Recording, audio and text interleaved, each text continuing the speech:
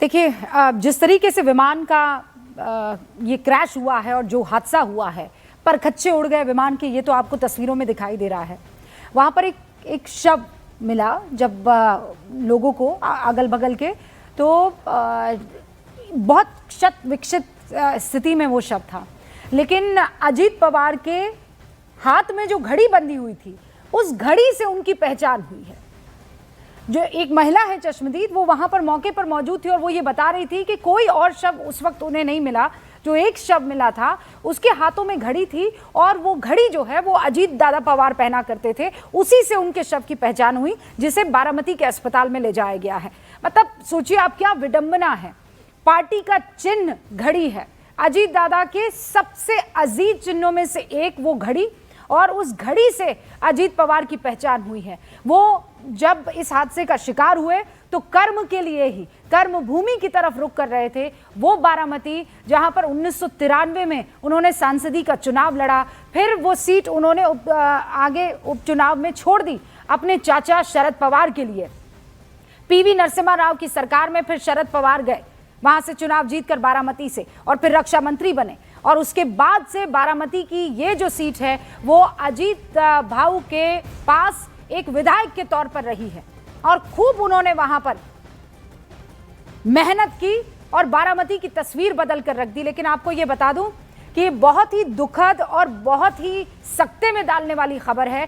चश्मदीद ये बताते हैं कि अजीत पवार का पूरा शरीर जल चुका था। उनके शरीर की स्थिति जो है, क्योंकि आप देखिए ना, जो विस्फोट हुआ है और जिस किस्म की आग लगी है, वो उसमें कोई नहीं बच सकता था, क्षत विक्षत हालत में। लेकिन हाथों में घड़ी बंधी हुई थी, उससे अजीत पवार के शव की पहचान हुई है। अब बारामती में आप देखिए, सिर्फ और सिर्फ नरमुंड आपको नजर आ रहे हैं। बारामती आसपास के इलाकों से लोग अजीत पवार की ये खबर सुनकर वहां अस्पताल में इकट्ठा होने लगे हैं।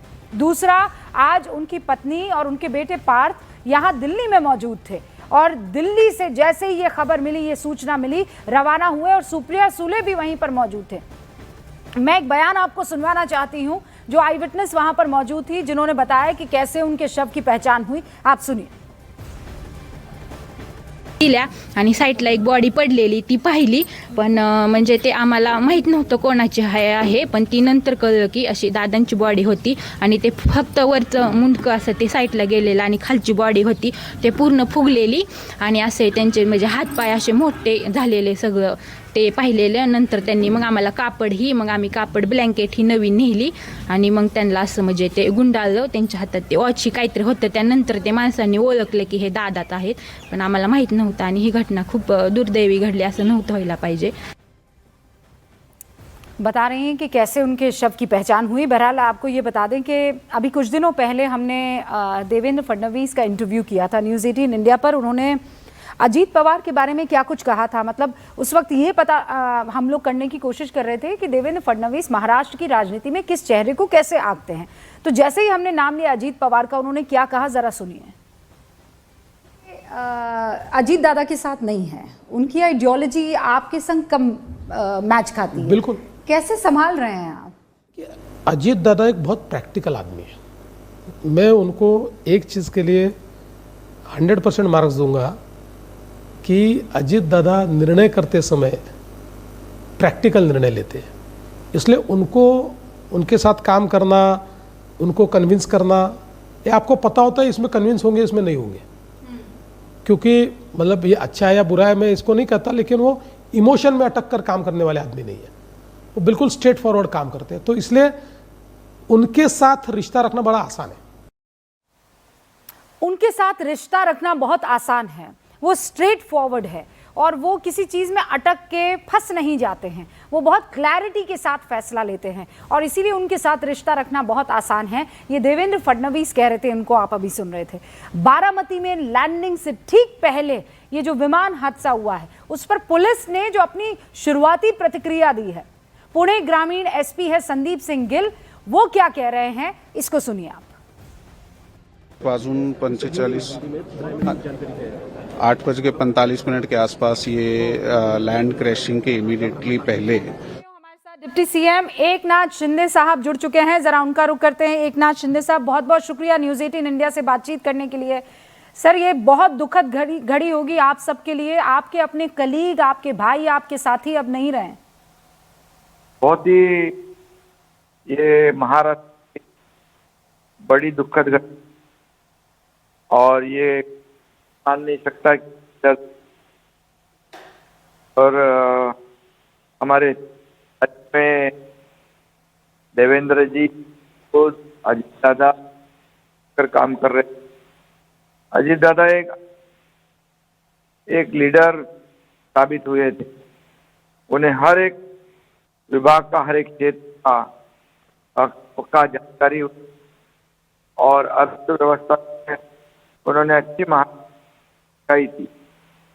जब कई योजनाएं, मैं मुख्यमंत्री था तब, वो भी उप मुख्यमंत्री थे, मैं उनके मंत्री काम किया, उन्होंने काम। और लेकिन जब एक दारू नेता के उन्होंने काम किया है, स्पष्ट वक्ता के रूप में, एक समय का पक्का और शब्द का पक्का, ऐसी उनकी पहचान थी। और उनको काम होने वाला है उसको तुरंत करते थे, ना होने वाले को ना भी बोलते थे। ऐसी हिम्मत दिखाने वाले नेता आज हमारे बीच नहीं रहे। उससे कई ज्यादा राजनीति का अनुभव उनका था, उससे उम्र में भी ज्यादा, और एक बड़े भाई के नाते, एक बड़ा भाई हम चुका है, एक बड़ा नेता हमने खो चुका है, और एक महाराष्ट्र का दादा जैसा एक नेता, महाराष्ट्र का दादा खोया है। तो सब लोग दादा प्रेम से, तो ये बहुत ही बड़ा नुकसान महाराष्ट्र को हुआ है, उनके पवार परिवार का भी हुआ है, और यह नुकसान की भरपाई नहीं होनी चाहिए। मैं इतना ही कहूँगा कि ऐसे कम लोग होते हैं जो राजनीति में बहुत ही सफलता से आगे बढ़ते हैं और समाज के साथ हैं। मैं उनको श्रद्धांजलि अर्पित करता हूँ। उनके परिवार को ये दुख सहन करने की शक्ति ईश्वर प्रदान कर, ऐसी प्रार्थना। शिंदे साहब, हम आपको सुन रहे हैं, देश की पूरी जनता आपको सुन रही है। अब से कुछ देर पहले ममता बनर्जी कह रही है इस देश में कोई सुरक्षित नहीं है, एनसीपी दोनों गुट एक होने वाले थे, अब तो इसकी जांच होनी चाहिए कि कहीं ये कोई षड्यंत्र तो नहीं था। देखिए, ये विमान दुर्घटना की जांच तो हो जाएगी, लेकिन यहाँ पर ऐसी दुर्घटना दोबारा, इसलिए विमान दुर्घटना की जांच होगी। लेकिन ऐसे तो नेता को खोया है, वो तो वापस नहीं आएगा, और इसलिए मैं इतना ही कहूँगा, ये बहुत बड़ा नुकसान महाराष्ट्र को हुआ और महाराष्ट्र की जनता को हुआ है। एक बहुत ही कर्मठ नेता जो बहुत ही लीडर के रूप में उन्होंने काम किया, और हमारे आदरणीय प्रधानमंत्री जी उसके मार्गदर्शन में हम लोग सभी 3 लोग काम कर रहे थे, और एक हमारा आज हमारे बीच नहीं था। ये शिंदे साहब, बहुत बहुत शुक्रिया हमसे बातचीत करने के लिए। एकनाथ शिंदे साहब डिप्टी सीएम महाराष्ट्र के पूर्व मुख्यमंत्री रहे हैं, और वो ये कह रहे थे मैंने एक बड़ा भाई खो दिया है, और एक ऐसा नेता जो काम हो सकता है तो फौरन कर देने वाला, और नहीं हो सकता है तो साफ गोही से कह देने वाला कि भैया नहीं होगा। अजीत पवार के निधन की खबर सुनकर उनके भतीजे रोहित पवार किस तरीके से मायूस हो गए, उनकी आंखें कैसे झलक पड़ी, आपको कुछ तस्वीरें दिखाते हैं उन बड़े नेताओं की, दिग्गज नेताओं की, जो हमेशा से एकदम कद्दावर छवि के साथ स्क्रीन पर दिखे हैं, ऑन कैमरा दिखे हैं। नेता चाहे एनसीपी के अनिल देशमुख हो, निधन की खबर सुनकर कैसे रो पड़े। उत्तर प्रदेश के डिप्टी सीएम ब्रिजेश पाठक ने भी महाराष्ट्र के डिप्टी सीएम अजीत पवार की मौत पर गहरा दुख जताया है।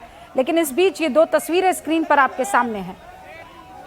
ये बारामती अस्पताल के बाहर की तस्वीरें हैं, जहां पर तमाम कार्यकर्ता पहुंच रहे हैं, और ये तस्वीर आप देखिए, जहां पर भावुक होते हुए सारे कार्यकर्ता और साथ में भतीजे रोहित पवार भी आपको दिखाई दे रहे हैं। हादसे की खबर सुनी, रोते बिलखते कार्यकर्ता, कोई उनको जाकर बस ये बता दे कि ना ये खबर तो झूठी है, ये खबर तो फेक है। लेकिन अब देखिए तादाद में लोग कार्यकर्ता वहां पर जुड़ते चले जा रहे हैं एनसीपी के, और अब ये एनसीपी दो गुट की नहीं रही। जब अजीत पवार के निधन की खबर सुनी तो चाहे वो शरद पवार गुट के एनसीपी के कार्यकर्ता हो या फिर वो कार्यकर्ता हो खुद अजीत पवार के गुट के सब वहां बारामती में अस्पताल के बाहर इकट्ठा हो गए हैं। मेरे सहयोगी हमारे साथ है, और देखिए ये सचिन तेंदुलकर ने आपसे कुछ देर पहले एक पोस्ट किया है, और एक बड़ा सा पोस्ट सचिन तेंदुलकर ने किया है, और आज के दिन उन्होंने याद किया। राहुल गांधी बाकायदा उन्होंने पोस्ट किया है और याद किया है। मैं आपको सचिन तेंदुलकर जो विनम्र श्रद्धांजलि दे रहे हैं और ये कह रहे हैं कि ये सुनकर बहुत दुख हुआ है, और अजीत पवार जी की आत्मा को शांति दे, परिवार को सांत्वना देने की बात यहाँ पर अजीत पवार के निधन पर सचिन तेंदुलकर कर रहे हैं। उन्होंने मराठी में ये ट्वीट किया है जिसमें सचिन तेंदुलकर अजीत पवार के राजनीति को याद कर रहे हैं, अजीत पवार के परिवार को सांत्वना दे रहे हैं। और राहुल गांधी ने भी अब से कुछ देर पहले एक पोस्ट किया है। सचिन तेंदुलकर लिख रहे हैं, very sad to learn about the ultimate demise of Shri Ajit Pawar ji. Maharashtra ने एक डेडिकेटेड लीडर को खो दिया है जिन्होंने लोगों के लिए काम किया, पूरे के पूरे महाराष्ट्र में, केवल एक इलाके में नहीं।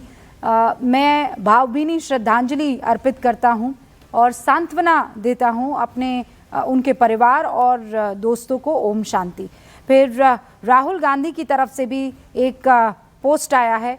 एकनाथ शिंदे अभी हमें ये कह रहे थे कि मैंने एक बड़ा भाई खोया है। विवेक गुप्ता मेरे सहयोगी इस वक्त हमारे साथ जुड़ चुके हैं, और रवि और नीरज भी हमारे साथ जुड़े हुए हैं। रवि, आप तो एनसीपी दफ्तर में हैं, अब वहां पर केवल और केवल अजीत पवार गुट के ही लोग हैं या फिर शरद पवार गुट के कार्यकर्ता भी इकट्ठा होना शुरू हो गए हैं? देखिए, जो यहाँ पर आ रहे हैं वो खुद को एनसीपी के ही कार्यकर्ता बता रहे हैं। ये मतलब अभी यहाँ पर वो कहना कि जो अजीत पवार के एक्चुअल में चाहने वाले लोग हैं और जो कार्यकर्ता हैं वो यहाँ पर हैं। और अब क्योंकि संख्या अब थोड़ी सी और भी ज़्यादा बढ़ गई है, और जब से ही ये खबर कार्यकर्ताओं को पता चली उनमें से उसके बाद लोगों का आना शुरू हो गया था। और फिलहाल एक शोक सभा भी रखी गई जिसमें जो यहाँ पर दिल्ली में कार्यालय है, मुख्यालय है एनसीपी का, जो अजीत गुट का, उस जगह पर लोग पहुंचे हैं। आप कहाँ से, मतलब दिल्ली से हैं? कहाँ से? मैं दिल्ली से हूँ। अच्छा, क्या कहना चाहेंगे जब आपको ये खबर पता चली? देखिए, एकदम मुझे यकीन नहीं आया कि ऐसा कैसे हो सकता है। हाँ। क्योंकि सुबह सुना था कि मीटिंग में जा रहे हैं। हाँ। अचानक ये सुना कि 1 घंटे 2 घंटे बाद के प्लेन क्रैश हो गया।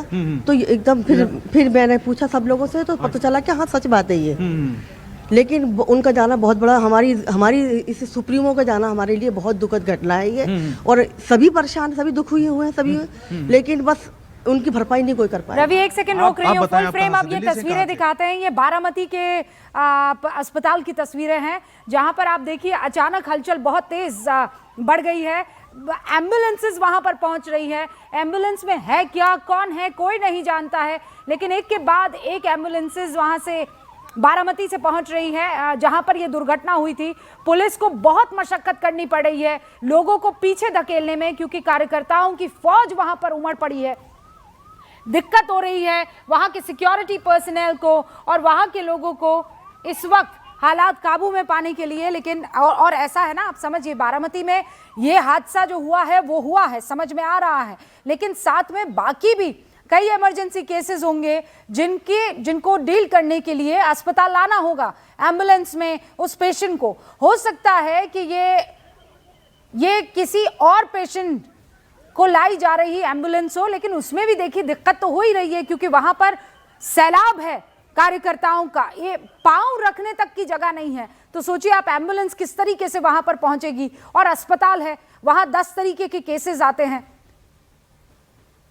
कोशिश पुलिस पूरी कर रही है कि किसी तरह भीड़ को काबू किया जाए, लेकिन आप देखिए इस अस्पताल में इस तरीके की भीड़ आज से पहले कभी नहीं होगी। शशिकांत शिंदे एनसीपी के प्रदेश अध्यक्ष हमारे साथ जुड़ चुके हैं। शशिकांत जी, बारामती में इस वक्त हुजूम, खबर ये कि अजीत पवार का निधन हो गया है और पूरा का पूरा देश इस वक्त शोकाकुल है। अभी मैं वहाँ पे ही मौजूद हूँ जहाँ पे अभी हॉस्पिटल में है। बहुत बड़ी तादाद के भीड़ आई हुई है। अच्छा। और जो एक महाराष्ट्र का उत्तुंग नेता जो था वो आज हमारे से निकल गया, वो दुख है। अभी हमारे परिवार का एक आधार स्तंभ जो है एनसीपी का जी, वो जाने का दुख है। महाराष्ट्र और देश का नुकसान हुआ है। एक अच्छा पॉलिटिशियन और अच्छा लीडर जो इस महाराष्ट्र को हमने देखा है, हमारे घर का एक आधार देने वाला नेतृत्व गया, इसका दुख है।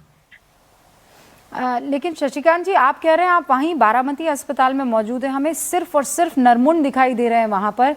ये भी खबरें आ रही हैं कि इतनी क्षत विक्षत हालत में वहां पर बॉडीज पहुंची हैं कि पहचान करने के लिए अजीत दादा की घड़ी से ही पहचान हो पाई है उनके शव की।